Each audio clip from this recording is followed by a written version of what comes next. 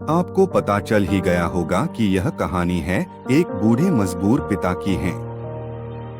एक गांव में एक आदमी रहता था जो बहुत बूढ़ा हो चुका था, जिस वजह से उसे कम दिखाई देता था और बहुत कमजोर हो गया था।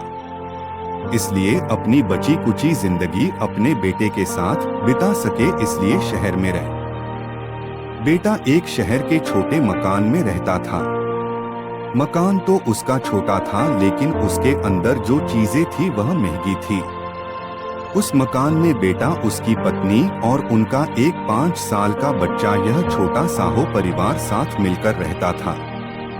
बूढ़े पिता के आने से उनके परिवार का एक सदस्य और बढ़ गया।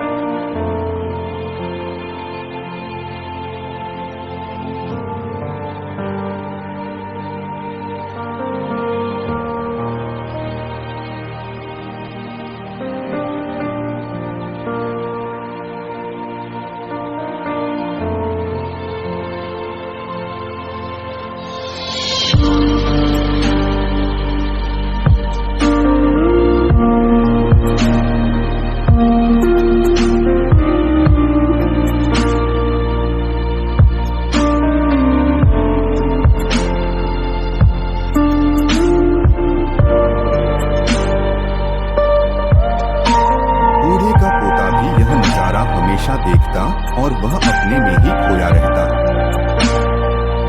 एक दिन जब पति पत्नी डाइनिंग टेबल पर बैठकर खाना खा रहे थे, तब उनका बच्चा जमीन पर बैठकर कुछ कर रहा था।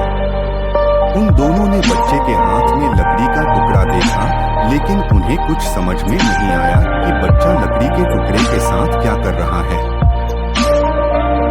जब बच्चे के पिता ने उसे पूछा कि बेटा आओ खाना खा लो, तुम नीचे बैठकर क्या कर रहे हो, तब बच्चे ने भोलेपन से कहा, अरे मम्मी पापा, मैं आप दोनों के लिए लकड़ी का बर्तन बना रहा हूँ, ताकि आप लोगों को जब आप पूरे हो जाओ तो दिन में खाना दे सको।